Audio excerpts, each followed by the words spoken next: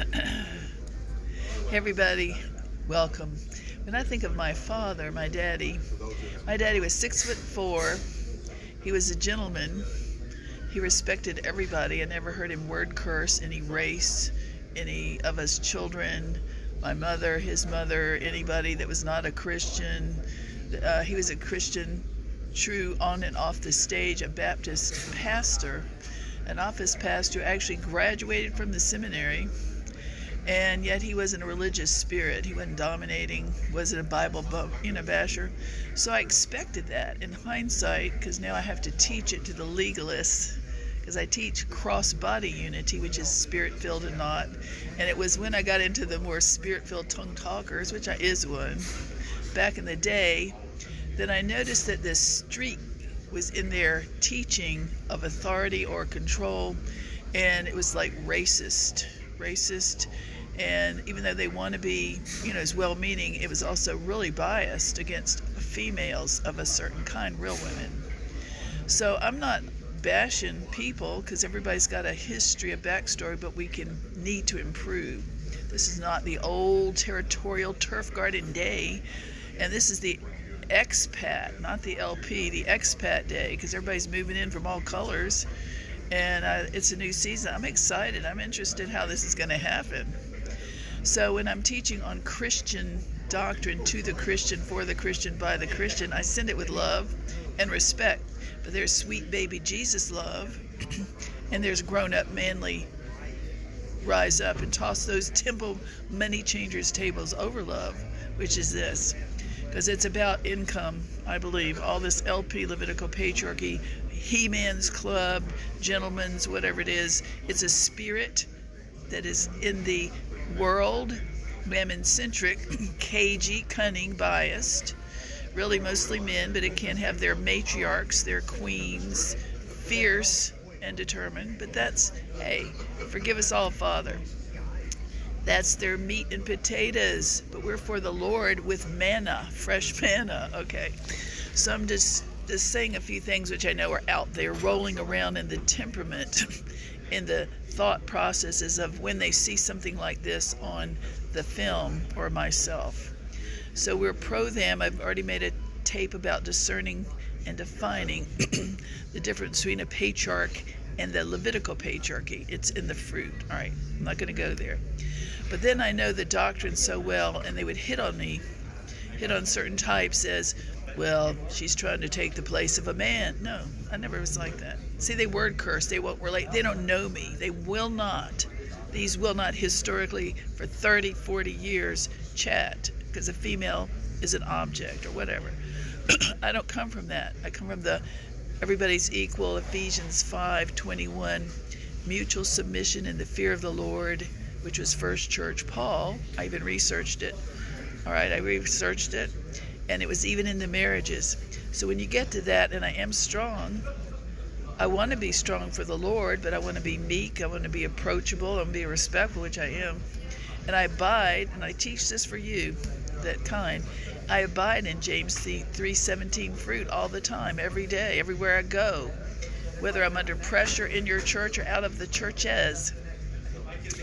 James 3:17 says that the wisdom that comes from above, which I choose to resemble, is pure, peaceable, easily entreated, full of mercy and good fruit, without partiality and without hypocrisy. And I live like that. But how would they know? The critical Levitical, that's it. They have the law. It's legalism about certain things and types, males mostly, but they breed that in their population. All right, the critical Levitical means by type.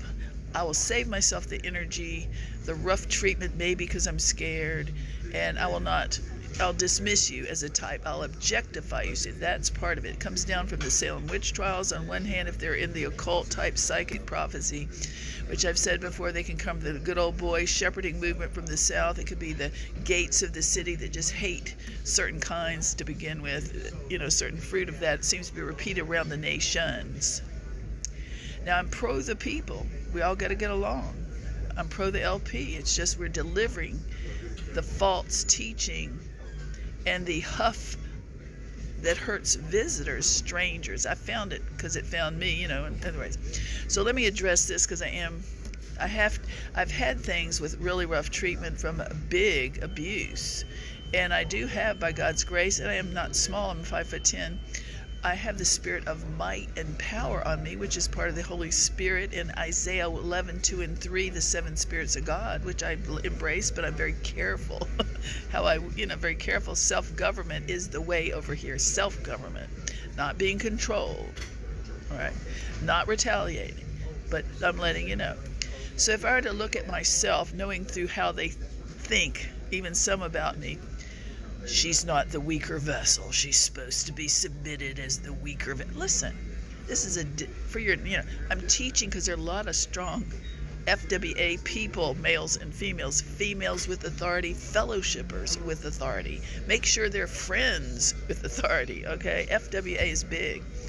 So you have to teach this as a defensive from attack and warfare when you go visit one of these LP bastions. Fine arts, worship bastions. All right. So the weaker vessel is as the weaker vessel does. I should go on and make a bigger tape of this. All right. Basically, every human person, Christian, let's talk to the Christians, has got their strengths and weaknesses. And some of them are seen, some are not seen. Well, then if it's a man and a woman and they wed, and they are, Bible believers and want to follow the Lord in this, we have to submit that. They will be mutual submission in the fear of the Lord in their house. Ephesians 5:21, and the woman will, because she loves and defers and head of home and wants to, because she's taught, not slave owner or bossed around, she'll want to submit to the husband. That means defer, not be treated like servant, waitress, all that. So that's when you get to the LP, boys with me boys thinking. I wasn't raised around that. I never knew about it. I knew about it, but I never thought I'd have to live with it, see that in action in a churches. And I'm called to study, servant leader. This is not servant leader. They are not servant leader. This is, and I think maybe they think I'm their property, or they think they can bully me. It's a big bully tribe. All right. So if I were to say this is the weaker vessel, I'm teaching on the weaker vessel theory. Everybody's weak and strong in a certain way, some bigger than others. Some are more physically strong, some are emotionally strong, and so forth. Physically, financially, whatever. So I got to teach it so you can teach it charismatic.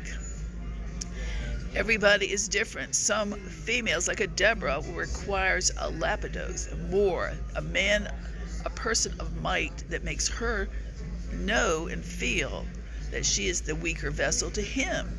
But not all men are worthy of a Deborah because they're not as strong, or they're not called to that. You have to be called to this. So Deborah and Lapidoth got along, but you don't hear about Lapidoth. You hear about Deborah, and that he was mentioned, but he must have been even stronger, healthy, not competitive, not warped.